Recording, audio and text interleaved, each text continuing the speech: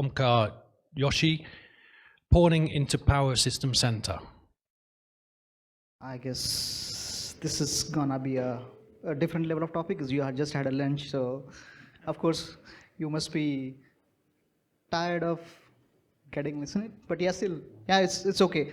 Uh, I have 40 minutes, and that's enough for me. Uh, yeah, let's get into my topic. It's all about the Pwning into Power System Center. It is all about. It's not only the, what you're looking for SCADA ICS. It's way beyond that. Uh, so this is the research which we have done recently in the one of the nation state electricity provider organization. So they are the one who are leading electricity provider, and we found a lot of 0 days basically.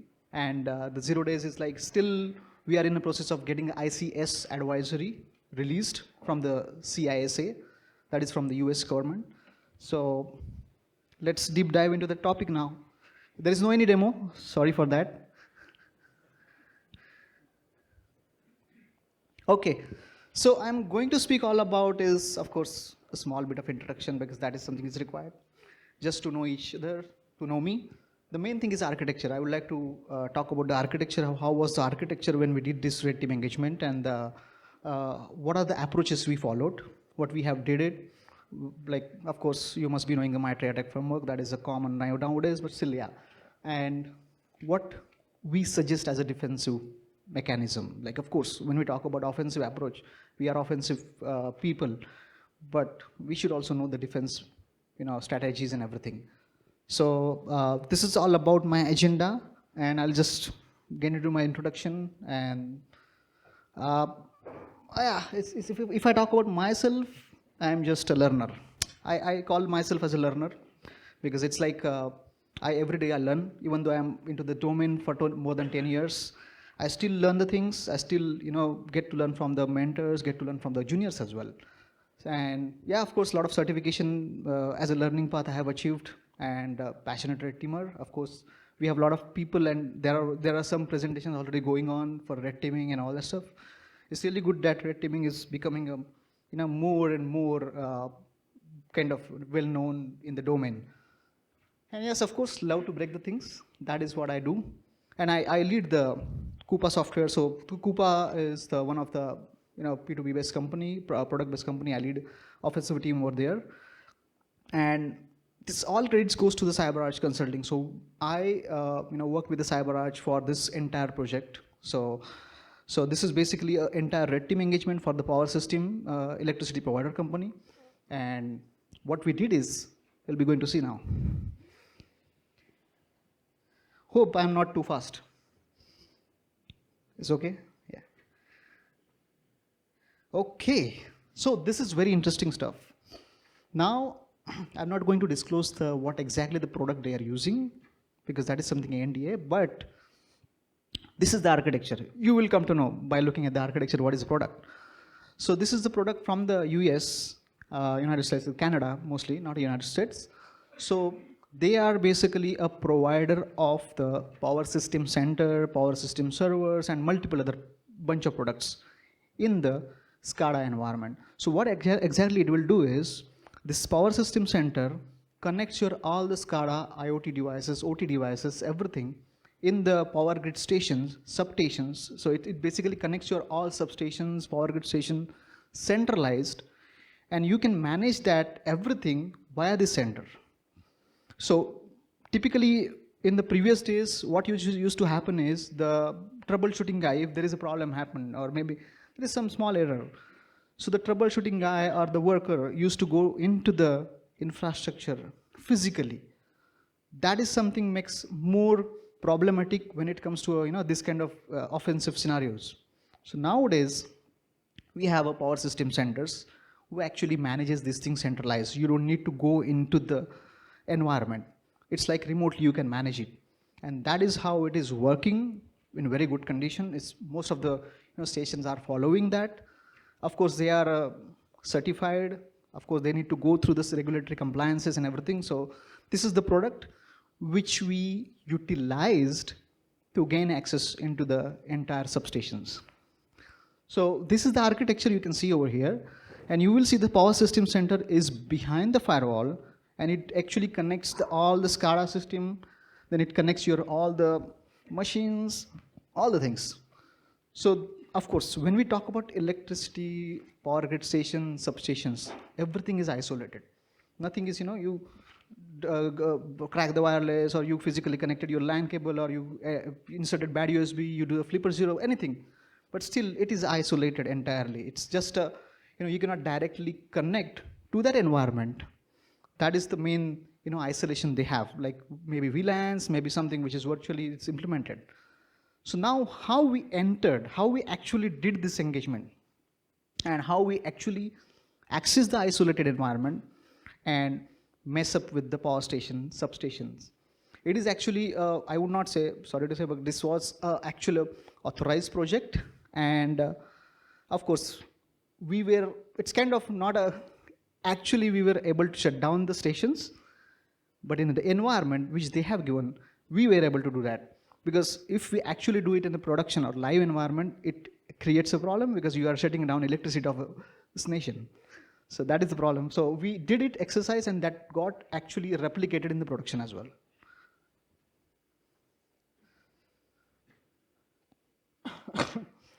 Sorry for my throat. I got a bad throat today. So cool. So how many of you from red teaming offensive side? That's a good one. 2 people only. And how many of you from ICAs, Scada, OT environments? Only one guy. And okay, that's good. And anyone from the compliance perspective? Way beyond the things. Okay, the one guy. Okay, cool. Okay, this is the basically scenario. What they did is, the previous use case was directly, attacker can intrude directly to the station control, through the station controllers to the end OT devices. That was the old days scenarios. But nowadays, what they made is, you have the system center, system server in place in the data center. Of course, not an AWS or any cloud, multi-cloud. It's in data center. And that basically allows you to connect. It is a base, I would say, the authorized connection. Whoever is the authorized, there is segregation of duties. Hope you understand that. Segregation of duties, least privileges. So in this environment, there are least privileges, segregation of duties, because that is something is critical for a nation as well. So that whoever is allowed to access will be through the system center. That is what is the power system center. It will, you have to connect to the power system center with the Windows. There are a couple of Windows, of course, the Windows endpoints, Windows systems the employees are using. So the completely Windows-based authentication, if you want to connect to a specific system center. And through that, you can access whoever is a worker, whoever is a troubleshooting guy, whoever is a networking guy, whoever is a OT guy. They will have a segregation of access control list. So this is how the power system center works over here in this environment. So what we did is, the different attack vectors we followed.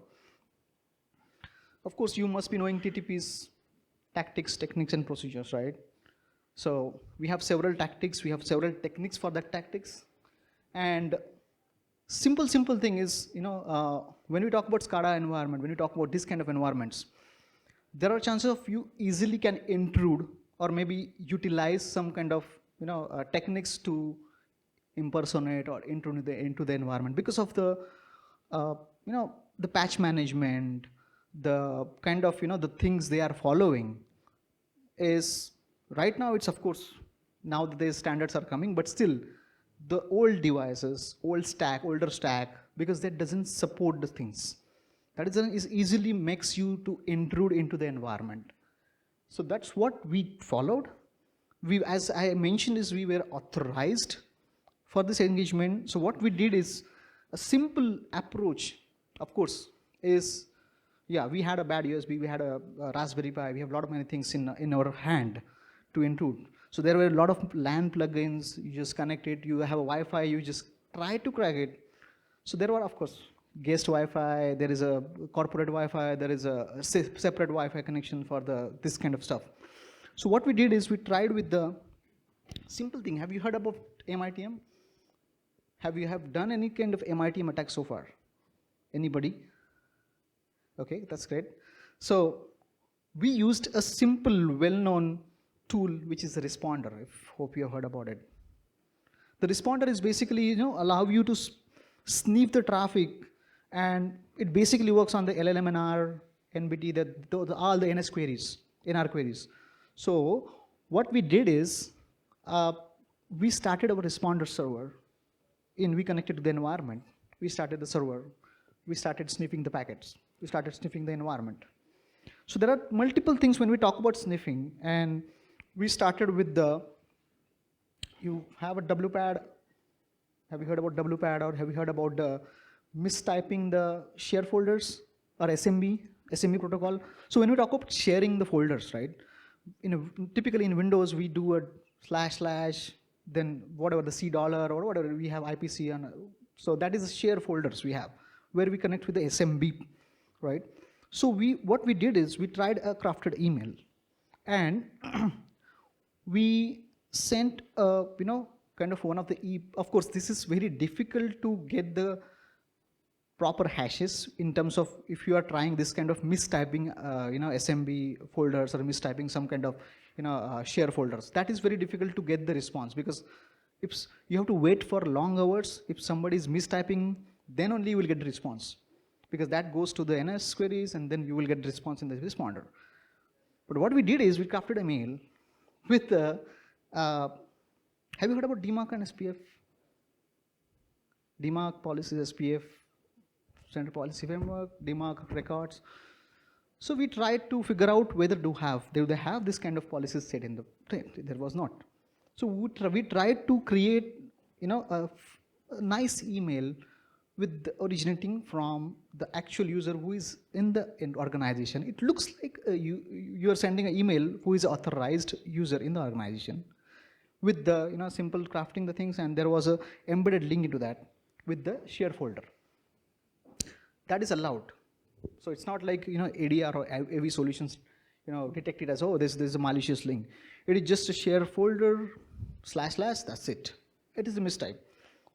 So once we actually waited for a long time, and we got one result that I'll just show you. Of course, there are plenty of things, but yeah, I'll show you this. Yeah.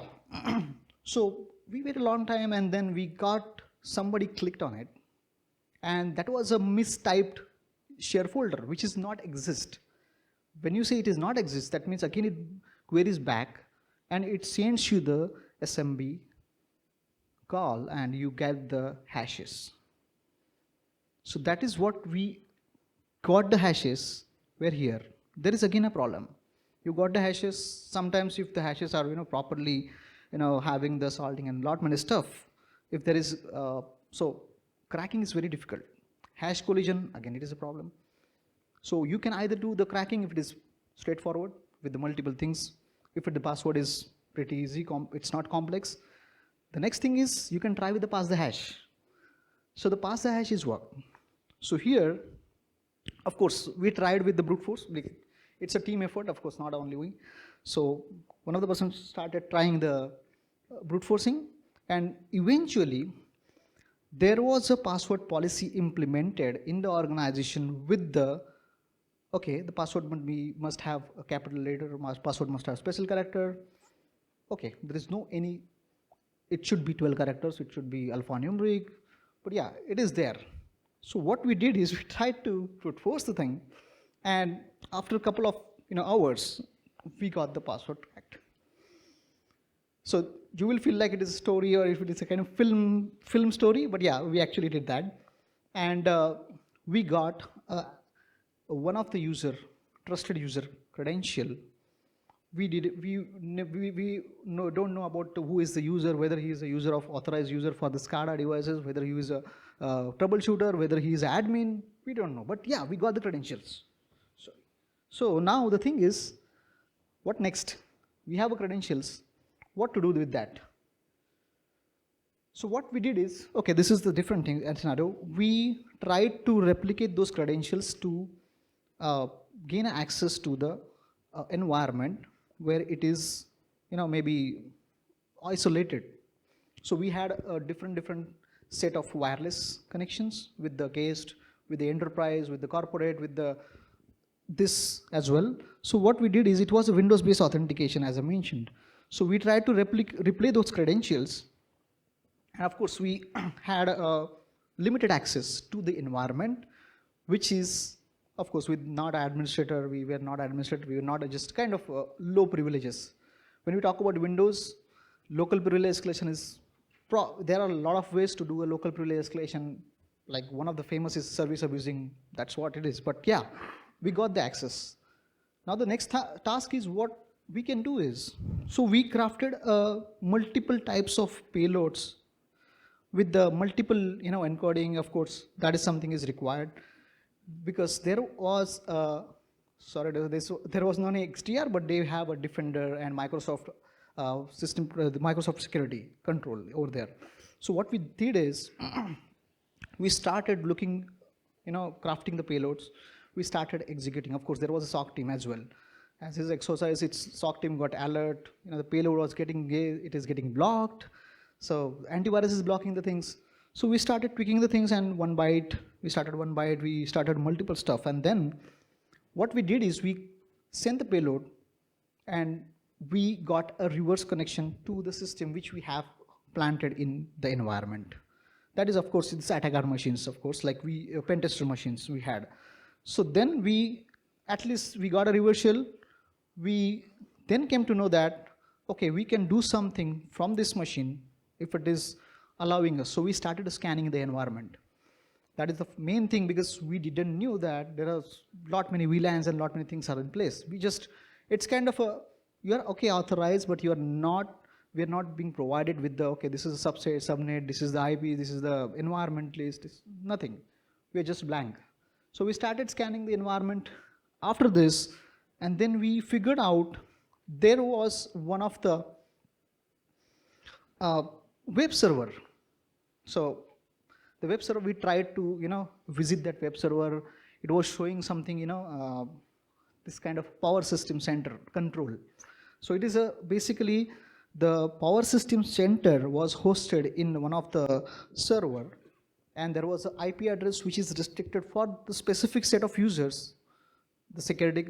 So when we call about cloud, it is security groups. When you when you talk about the internal environment, we have a firewall, allowed in a lot of things are there, NACLs. So we then started scanning. We got some web servers and present. We started enumerating more. Then we just did the curl command to just check what is the response is coming, and then we started digging into that, and we got one endpoint where we got some fancy this kind of UI. And we were kind of it's not, we didn't knew that this is something with center or this is a product. We started just doing a curl, and we started navigating through the web, and we got this kind of center. And the main thing of this center is they have a Windows based authentication. That means even if you want to navigate, if you can't log in at that, it just asks you for Windows authentication, otherwise you are unauthorized. That is where our credentials got worked. But the problem here was, you can see the person who was actually accessing that environment or the power system center was read only. So that is the major issue we got over there. Like, we can't do anything. We can see the things, but we can't do anything because of the read-only permissions. This is the security group memberships they have in the power system center. Like, you have either read-only, you have admin, you have a moderator, you have a troubleshooter. Multiple roles are there. So we have seen we have a read-only permissions. Even though we have credential with us, we can't do it's a read-only. So what we did is, we tried accessing multiple stuff, getting unauthorized. So we then realized, okay, this is something which is a XYZ power system center. Let's go to their documentation. That is one of the good thing when we talk about a product. So you always search for a product documentation. You may find some juicy information about the APIs. You may find some information about the maybe default things, default credentials. Of course, that sometimes works, sometimes not. But we got to know that some of the endpoints they were presenting or they were explaining in the documentation. And that endpoints, we were not able to crawl because of the permissions.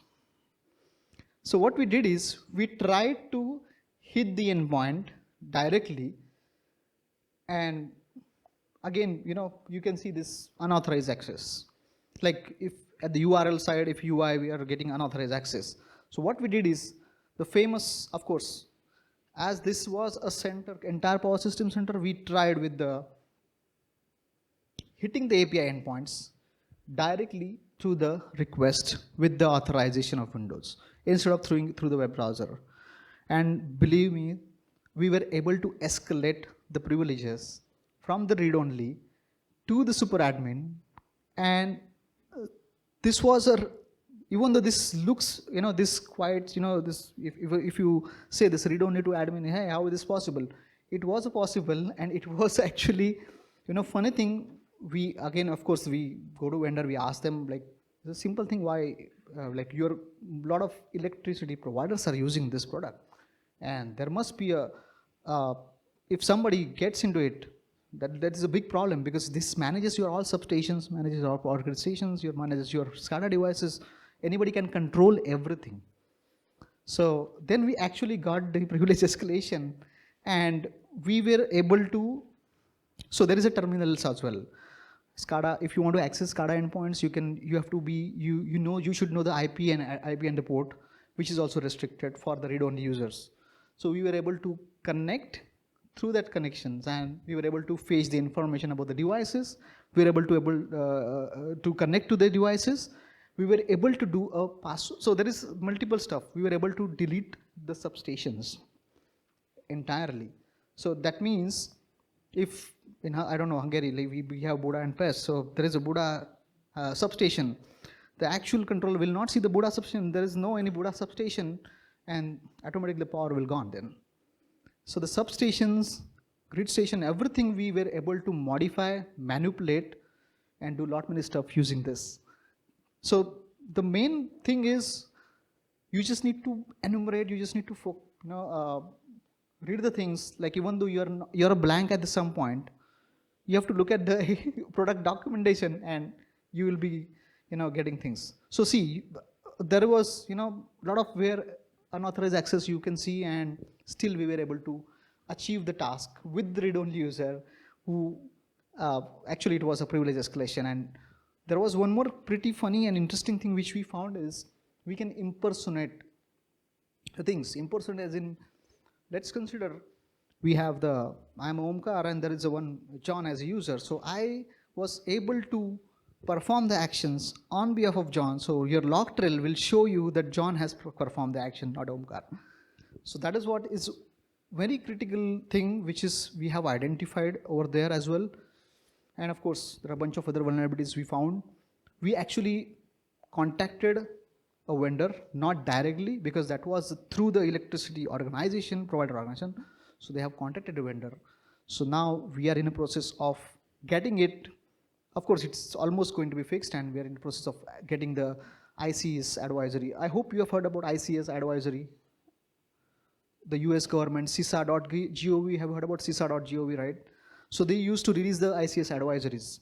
So we are in process of getting the ICS advisory numbers for this 0 days issues or whatever the issues we found, because that will have a global fix and it will be disclosed. Now it's not disclosed. We are just showing it, and we have proper permission to present it as well. So yeah, that's all this about the offensive approach which we had. And it's a pretty simple, like, this kind of products we have in the market, they are certified. I don't know whether they have done a pen test, whether they are following best practices or not, but still, when we talk about product and when we talk about this kind of critical infrastructure, we should have a lot of things in place before deploying it to production. So that's what I talk about defensive approach. I don't know how much time is left, but yeah, we have time. Okay, that's great. So what is the attack surface? Can somebody tell me about the attack surface? Do you know what exactly the attack surface is? No? Anybody attack surface? Anything? Cool. So the attack surface, I have divided the attack surfaces in a multiple layer, right? So you can see, main thing is possible entry points. That is what is your attack surface. Number of possible entry point, number of possible ways where you can, from which you can intrude. That is the attack surface. It can be digital, of course. That's what we are focusing now, digital. We are not going doing a physical security assessment like telegating or cloning the card or RFID with the flipper zero or something. But yeah, still this is a digital. And physical, of course, physical security testing is a separate part. So these are some of the attack surfaces what we have, and the vectors is the actual medium or a tool. So phishing, it can be malware, it can be anything, it can be compromised passwords, it can be compromised. Right now we are talking about supply chain, right? So supply chain is something which is nowadays is becoming a boom. That is also one of the critical gray area where we can utilize the package, the NPM packages, a lot of packages which can be forged, and that creates a supply chain problem. So these are the attack surfaces. So now the next interesting thing which I want to talk about is how do you reduce this? As a security person, when I always do a red team or offensive engagement, I don't only focus on the offensive part, but when it comes to a business, so business is something, it will understand your technical things, but they want what we can do to avoid this. They want a solution. What you do, okay, what you have shown is okay, that is correct. That is, we agree that we have a problem. But as a business, what is the impact to us? How we can overcome with that? So I always, as a security guy, I always feel, even though I'm an offensive guy, I still focus on defensive approach as well, because that is where you be a complete, assessor. So simple thing, gap analysis. How many of you heard about gap analysis? What does that mean? Layman's language, gap analysis. Anybody?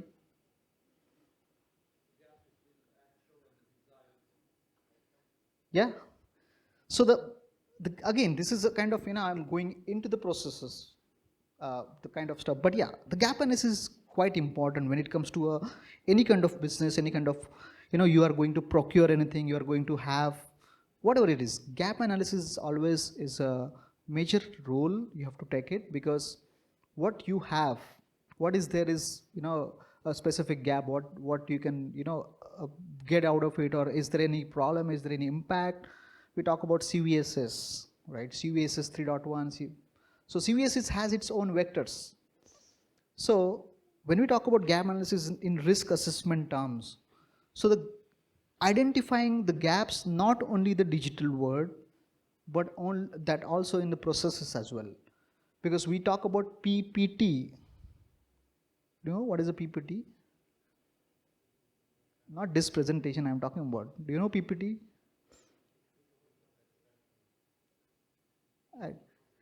That's correct. The people, process and technology. Technology wise, okay, we have this gap.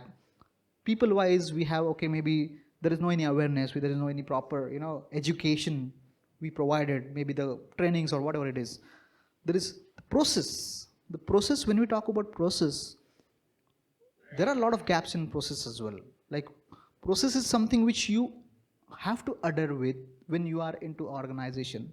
Of course, there are bypass. The processes are made to be broken, but still, the process gaps that also needs to be filled properly. So the gaps, how do you analyze the gaps? That is something is we have to think and we have to look over properly. Oh, this is famous. Defense in depth. What is that? Defense in depth.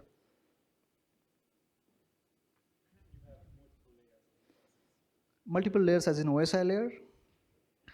Multiple layers as in OSI? Okay.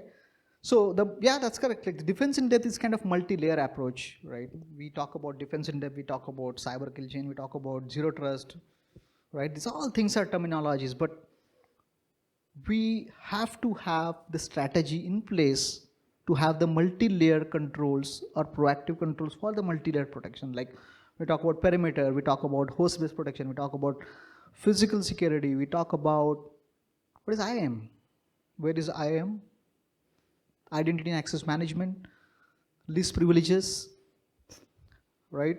So that is something is layered approach we have to follow, right? So we talk about zero trust, right? So zero trust can be possible to implement, right? But what exactly the zero trust means? Do you have any idea? Anyone zero trust? Nope. Don't trust anyone? Okay. I would say zero trust is something which trust but verify. In my terminology, I always say trust but verify. Of course, you have to trust, like you see your employee, but you have to have some kind of verification for that trust factor. Like you are trusting the employee, that doesn't mean that, oh, you've given everything to him. You have to verify what kind of access controls you are giving him, what kind of accesses you are giving him, what kind of privileges they have. So kind of trust but verify. That is a zero trust approach. So defense in depth is kind of multi-layer protection, multi-layered approach we have to follow. So now what we did is engagement is, as we are in the environment which was completely isolated from this entire thing. Okay, there is isolation is already present. Network is segregated. The things are there. But what about the employee awareness? So we got the trick with the person who clicked on the shared URL, shared folder URL. So there is some gap. Okay, you have the segregation in place with the network layers, but what about the people who are clicking on the stuff, who are maybe falling into the trick or social engineering attacks? So that is what is kind of comes under this defense in depth approach. Of course, best practices. So this was a product, right? And we all talk about DevSecOps, security in DevOps or shifting left. How many of you are actually in DevSecOps? Or maybe you implemented or driven the DevSecOps? Anybody? No? So shifting left is a good approach. Of course, we have bunch of things, in place before a production release. You have a SDLC, but we call it as a secure SDLC nowadays. Because why? Because we are having certain things in the place while SDLC is being followed. We have a test plan, design, everything is there. But test is something, is not only we have a SAST integration, DAST integration, we have a SCA, lot many things. What about the real life or real pen test? So of course we have a deadline of do the production release. We have to do a production release this very soon. We have a production release plan. So make it time boxed. Have you heard about time boxed concept?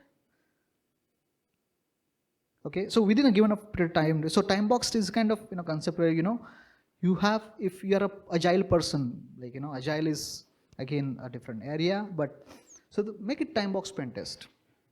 Have it a sprint wise planning. Do the pen test before production release, because SAST and DAST is automated tools, even though world is moving towards automation, machine learning, artificial intelligence, still you need a pen test and red teaming exercises manual only. There is no any machine learning language or artificial intelligence can do a pen test automatically and find what we found or you guys find manually. Maybe in the near 20 years down the line, 50 years that will come, but I don't think so. So we have to follow the best practices of having this pen test or exercises, red team exercises regularly, although it takes time, but it saves a business reputation. That is, and this is what is people, process, and technology, of course. So how many of you are from the compliance or GRC, governance, risk and compliance, anybody? So what kind of regulatory compliances you adhere with?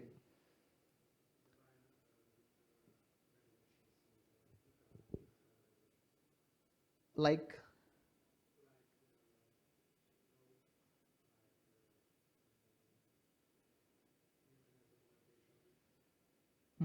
So GDPR is, when you talk about Europe, GDPR is almost at the first. When we talk about bank sectors, we talk about e-commerce sectors, PCI, DSS. We talk about healthcare sector, we have HIPAA. We talk about other areas.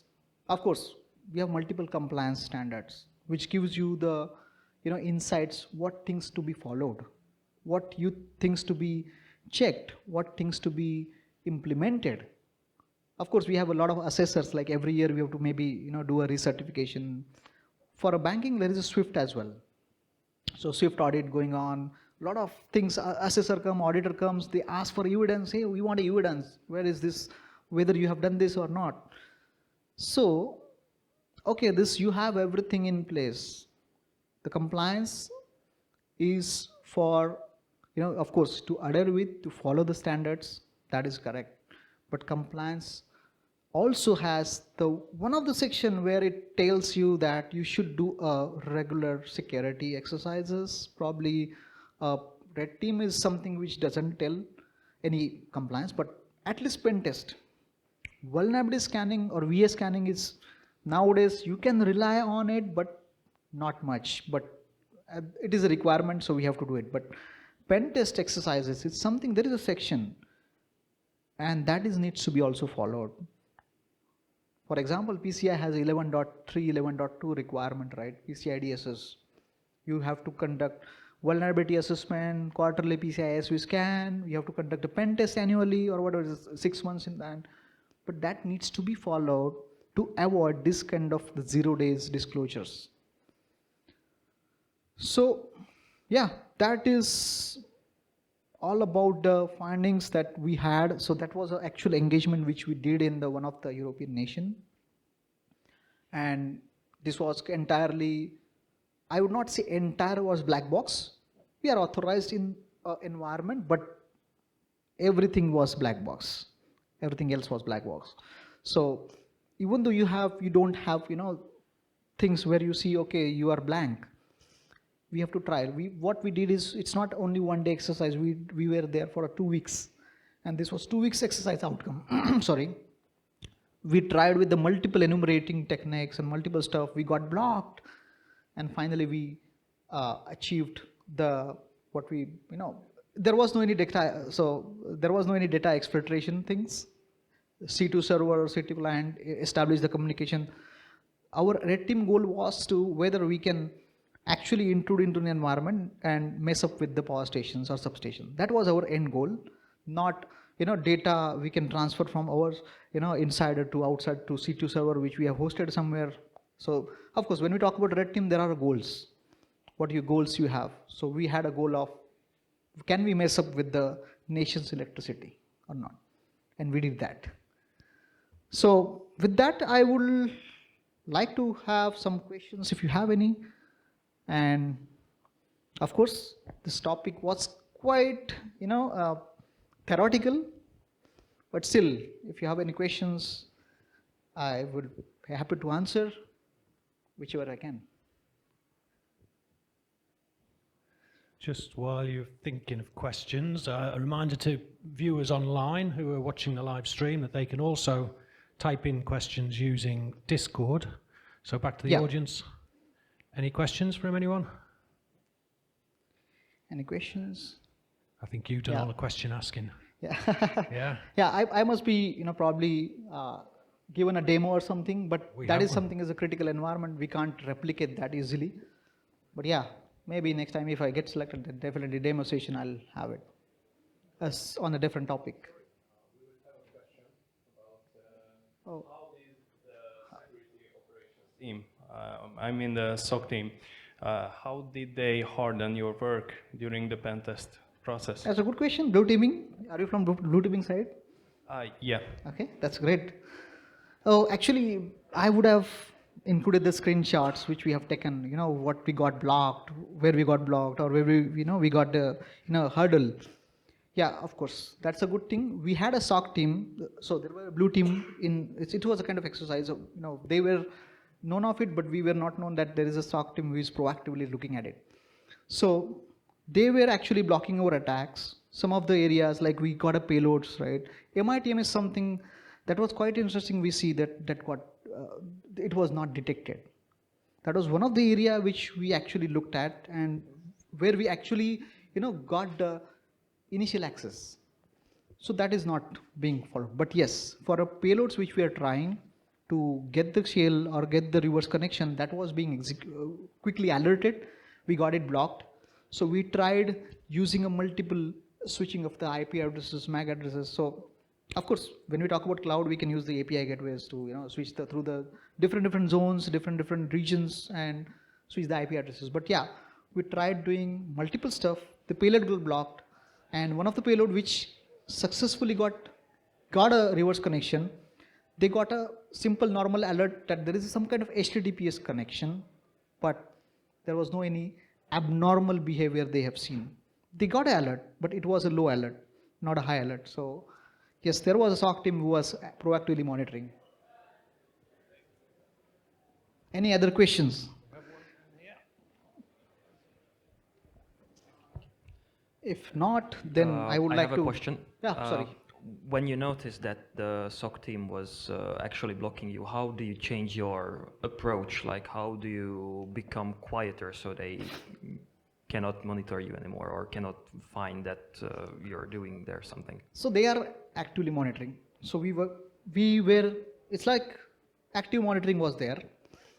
As a question you asked is how we switch to the different modes, like to at least they can see the alert, but they cannot see as an anomaly or probably malicious behavior.